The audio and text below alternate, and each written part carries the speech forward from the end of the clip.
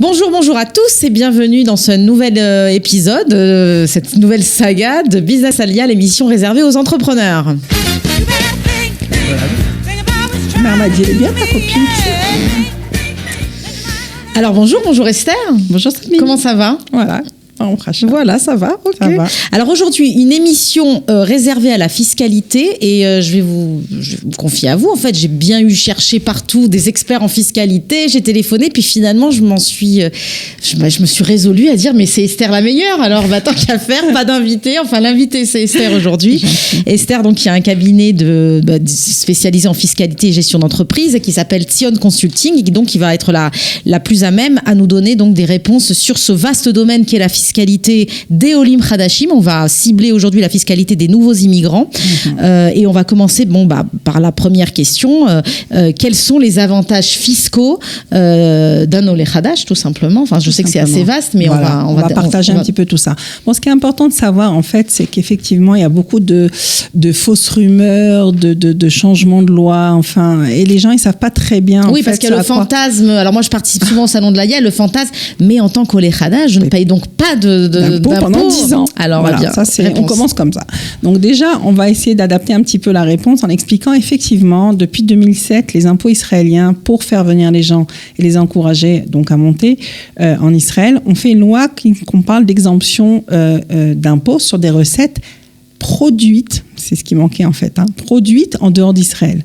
C'est-à-dire que si on va parler de recettes passives type distribution de dividendes, donc de sociétés, des gens qui auraient des sociétés qui auraient droit à des dividendes, ou bien qui ont des recettes, on va dire, de revenus locatifs en France, ou bien encore ils ont fait des plus-values, ils ont vendu des titres immobiliers, ok, indépendamment de la convention, on va en parler aussi, mais en tout cas pendant 10 ans, ça, c'est sûr, ce sont des recettes qui sont produites à l'étranger et elles sont exemptées d'impôts pendant 10 ans en Israël. Maintenant, qu'est-ce qu'il en est des recettes qui sont produites, par exemple, ils vont recevoir des salaires, ou bien ils ont une activité non propre, ok, mais on se rend compte qu'ils travaillent d'Israël. Ils ne bougent pas d'Israël.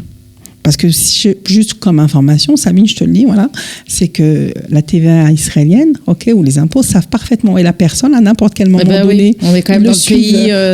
Ils le suivent gentiment. Secret, voilà. Donc en fait, s'ils se rendent compte que le nombre de jours passés à l'extérieur du pays est très faible, alors que la personne dit que ses recettes sont produites à l'étranger, les impôts israéliens leur diront que la loi ne s'applique pas dans leur cas. Donc ils seront imposables comme n'importe quel Israélien. Comme n'importe quel Israélien au Hadash. En Israël, on va le voir dans un deuxième temps. Ouais. Mais disons que cette loi ne s'applique pas sur ces revenus-là. D'accord. Donc en fait, concrètement, déjà très important, donc les revenus exemptés d'impôts sont des revenus qui sont produits à l'étranger. Et donc ça veut dire quoi ? Exemple de société ? Alors, société, c'est un peu plus compliqué parce que c'est, encore une fois, comment on reçoit de l'argent d'une société ? Soit on en est salarié, et auquel cas, il faut pouvoir prétendre être plus de 42 jours ouvrés en dehors d'Israël. Ok. C'est un minimum pour considérer des revenus sont produits à l'étranger. Ça, c'est une première chose.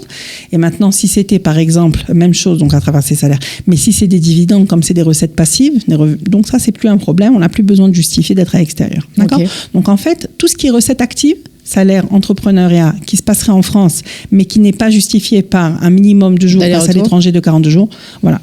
D'accord. D'après la loi, s'il y a un contrôle, ils sont redevables d'impôts en Israël. Okay. Donc ça, c'est important déjà de le savoir. Maintenant, je rajoute un petit peu, c'est que la Convention France-Israël aussi se mêle de savoir ce qu'il en est de l'imposition. On va essayer de faire simple. Tout ce qui concerne les revenus locatifs ou bien immobiliers, produits en France, d'une maison en France, concerne uniquement la France. Ne concernera jamais Israël, quels que soient les 10 ans ou pas les 10 ans. Donc ça, c'est important à savoir. Sachant que d'après le fisc français, quand vous êtes, quand tu es en fait déclaré en tant que résident fiscal étranger en France, l'imposition sur le revenu locatif sont très très chers. Mm-hmm. Ils montent autour des 40%. Ah ouais. Donc ça, c'est important à savoir et c'est apparemment des forfaits. Donc ça ne concerne pas Israël, jamais. Les retraites, qui sont des retraites, on va dire des revenus maintenant passifs, bien qu'elles viennent d'un produit de travail, 2 cas, d'après la Convention, encore une fois.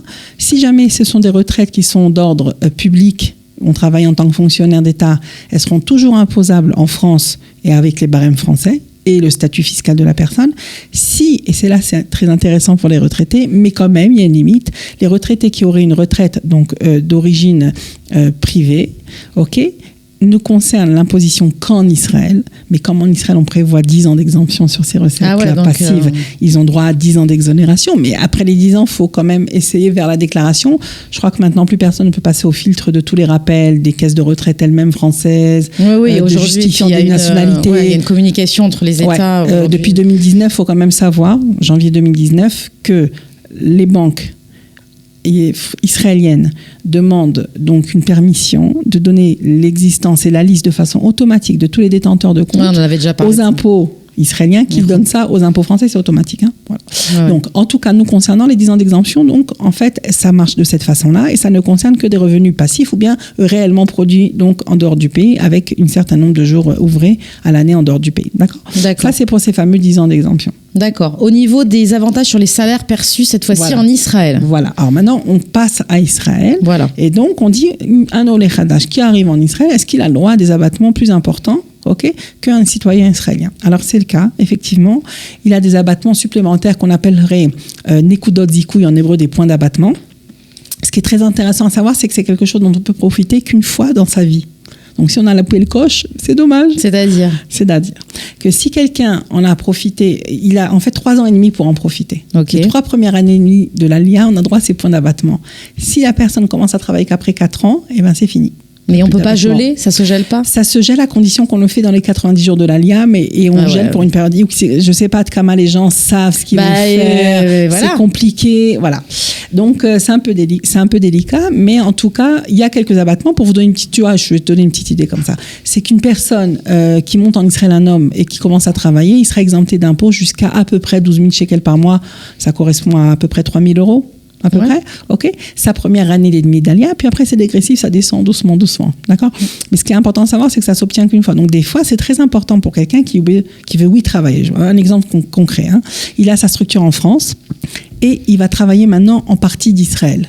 C'est intéressant pour lui de créer aussi une structure en Israël. Alors, une structure souple, en général, c'est un propre, société, fonction de ses besoins, fonction du chiffre qu'il va faire passer dessus. Et l'intérêt, c'est quoi? Juste pour il va profiter de ses abattements, il va défiscaliser sur la France, c'est complètement légal, il travaille bien d'Israël. Et il a parfaitement le droit de faire ça à condition, donc il facturera sa structure française à condition qu'il ait fait un véritable contrat de prestation de service entre les deux structures par rapport au fisc français, parce que c'est comme une exportation d'argent. Ouais. Mais ça se passe très bien dans beaucoup de cas et c'est quelque chose, dommage de louper le coche. Ouais, on ne le sait pas forcément ça. Voilà, tout à fait. Donc ça, c'est des choses qu'il faut entendre. Donc concrètement, que ce soit un salarié ou un nom propre qui est en fait la fiscalité est la même en Israël pour les deux, ok. La base d'imposition, en fait, la façon c'est d'imposer est la même. En fait, donne des droits aux Olim Hadashim leurs 3 premières années et demie de régressif au fur et à mesure, d'accord. Ok. Voilà. Donc ça, c'est aussi une chose importante à savoir. Ensuite, par rapport à la fiscalité de ce qui se passe véritablement en Israël, par exemple, tout ce qui touche en fait à l'immobilier. Oui. Alors l'immobilier, c'est un peu plus compliqué, mais ça se passe à plusieurs étapes. D'abord, quand on achète une maison en Israël, un Olé Hadash, il a le droit, quand on achète une maison en Israël, on doit payer ce qu'on appelle une taxe d'achat. Ça s'appelle en hébreu la mas rechicha. Maintenant, cette taxe d'achat-là, en Israël, pour un Israélien, elle est soit, pour quelqu'un qui aurait qu'une seule maison, elle est en fait, il ne paye pas bichlal de taxes, ok, jusqu'à un montant forfaitaire, si mes souvenirs sont bons, de 1,5 million. Mais quelqu'un qui a une deuxième maison, il paye de façon forfaitaire et minimale, il commence à 8%, ce qui est un très gros montant. Un Olé Hadash qui a acheté des maisons en tant que touriste quand il était encore en France, par exemple, et qui vient, il veut acheter une deuxième maison en Israël, mais il est Olé Hadash, il a le droit à des réductions très importantes, qui est en fait, jusqu'à à peu près ce même montant d'1,5 million, il paiera un demi% à la place de 8%, et après, sur le reste, il paye 5%. Maintenant, ce qui est très intéressant, c'est qu'en fait, la période pour laquelle on donne en fait ce genre d'abattement, c'est 7 ans depuis l'ALIA, mais ça peut commencer 1 an avant l'ALIA. Je te donne un scénario. Une personne d'un âge X ou Y sont intéressés d'avoir quand même un pied-à-terre avant de monter, plus pratique que l'investissement qu'ils ont fait à Loud ou à Haïfa. Et ils voudraient donc acheter sur Jérusalem. Ils peuvent l'acheter avant d'être les Hadash. Ouais. On congèle en fait la taxe qu'on ne paye pas. Et tant qu'ils ont les preuves qu'ils ont bien fait leur alia dans l'année qui suivait, ils avaient droit à profiter de ces abattements. Ouais, c'est bien. C'est pratique. Ouais. Ça permet de... Donc pour un deuxième bien. Pour un deuxième bien. On n'a plus l'obligation, comme pour un Israélien, de n'avoir qu'un seul bien pour profiter de tous ces abattements-là. On parle des droits d'Olé Hadash. Voilà, c'est ça. C'est qu'en fait, un Israélien ne peut en bénéficier que sur un seul bien. Exactement. Alors qu'un Olé Hadash... Voilà. Et pourquoi cette différence ? Pourquoi c'est différent? C'est parce qu'encore une fois, il va aider les Olim Hadashim, c'est la même chose. Bon, c'est one shot, hein, c'est-à-dire une fois, oui, et c'est tout. Bon, mais c'est bien, c'est beaucoup d'argent. C'est énorme. Ça paraît c'est une énorme réduction. Ouais. Je peux vous le dire, c'est une énorme, je te le dis, c'est une énorme réduction parce que je sais qu'en fait, tu peux économiser, bon, en fonction du montant, même des montants de maisons qui sont dans les 1,9 million. Sur Jéru, ça reste quand même, eh ben, tu économiseras 150 000 shekels. Après, il y avait une question aussi, c'était quand, des questions un peu bateau, hein, ce qu'on trouve souvent, les questions un peu qui reviennent, quand on emploie un Olé Hadash, qu'on est nous-mêmes ou pas Olé Hadash et qu'on décide d'employer un Olé Hadash, est-ce qu'on peut bénéficier également d'exonération Alors, et ça, c'est une chose très importante à savoir, on va en parler maintenant, sur 2 points de vue vraiment importants. Première chose, c'est que, en fait, là, c'est pas de l'aide fiscale, c'est en fait le Misrad HaKlita qui a mis en place des facilités, des subventions, des aides à l'emploi de Olim Hadashim, mais les conditions sont un peu compliquées parce que, elles concernent que des branches très spécifiques pour lesquelles les Olim ont vraiment du mal à trouver du travail et qu'ils soient après un certain âge. Souvent, c'est après 40 ans. Ah, d'accord. Donc, c'est vraiment pour des gens qui ont du mal à trouver du travail. Quand je parle des aides pour les Olim Hadashim, à part ça, comme on parlait tout à l'heure pour le high-tech, dans l'émission précédente, c'était en fait surtout... il y a plein de misradim, donc de bureaux israéliens qui vont donner des aides sur des emplois tout court, quand on emploie un certain nombre de personnes, ainsi de suite, fonction de certaines branches, et là, ils donneront véritablement une partie du salaire. Donc, c'est via le Misrad HaKlita. Mais là, c'est via Misrad HaKlita, il faut se renseigner, ils ont un link spécial dans leur site qui va détailler les critères d'embauche pour ce genre de choses. Et si tu me permets de revenir un peu à l'immobilier, parce qu'en fait, on n'a pas fini l'immobilier, c'est important parce que beaucoup de gens, finalement, ne le savent pas et c'est un petit peu dommage. Regardez, il y a un truc aussi à savoir qui est très important. Quand on vend une maison en Israël et qu'on n'en a qu'une, d'accord, en supposant que le Olé Hadash, donc il avait une maison, elle était petite, il a investi. Entre-temps, il veut la vendre pour acheter une deuxième maison. Mais une deuxième maison, c'est-à-dire en acheter une, quoi. Il va la vendre, racheter une autre maison en ayant vendu son premier bien. Très bien. Donc maintenant, cette maison-là qu'il va vendre, d'abord, il a le droit, même s'il n'a pas encore fait son alia, et qui va la faire, on va dire encore une fois, il a le droit de profiter, il a le droit de profiter en fait d'une exemption totale d'impôt sur la plus-value. Ça, c'est important à savoir. Maintenant, même s'il est venu vivre en Israël et qu'il n'a pas encore fait son alia officiel et qu'il est ce qu'on appelle résident fiscal israélien, il profite de la même chose. C'est fait pour les résidents fiscaux. C'est pas fait pour les gens qui sont citoyens, c'est fait pour les résidents fiscaux. D'accord. Donc c'est pas pour les c'est pas pour les Israéliens. C'est-à-dire même pour les Olim Hadashim, ça marche pas. Voilà. C'est avant d'avoir fait son alia.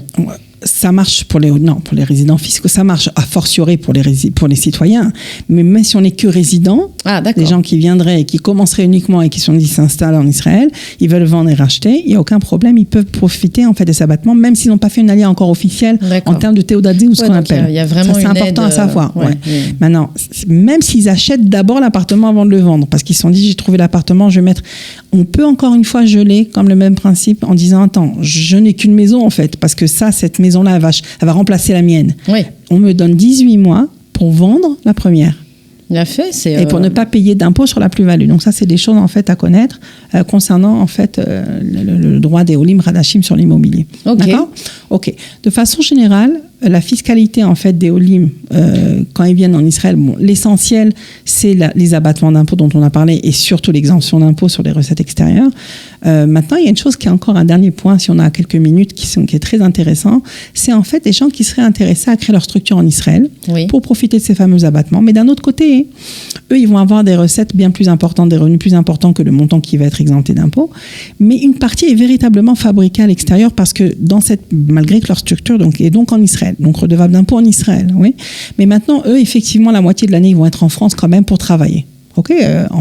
Donc dispatchés sur l'ensemble de l'année, Donc, en fait, on appelle ça en fiscalité israélienne, on appelle ça Achnasa Meurevet, c'est-à-dire des revenus mixtes qui sont une partie imposée en France, une partie imposée en Israël. Alors, comment ça se passe ? Alors, ça se présente, en fait, il faut faire une demande spéciale aux impôts israéliens en disant, OK, moi, ce que tu as vu que j'ai gagné 300 000 shekels de bénéfices sur l'année, dont une partie, j'ai profité de mes abattements fiscaux en tant qu'Olé Hadash en Israël, mais une grosse partie, la moitié, elle est produite en France. Donc moi, je veux les faire entrer dans mes 10 ans d'exemption, malgré que ça a été facturé d'une structure israélienne. Possible. C'est ça un petit peu possible.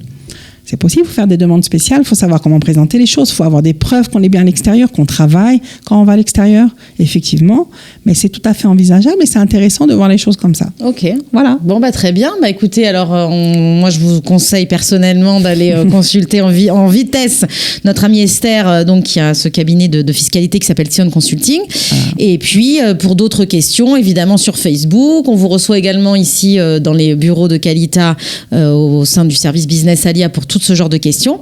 Et voilà. Et puis, merci Esther. Avec plaisir. C'était une invitée sympa. Merci, c'est gentil ça. Allez, à bientôt. Au revoir. À bientôt, au revoir.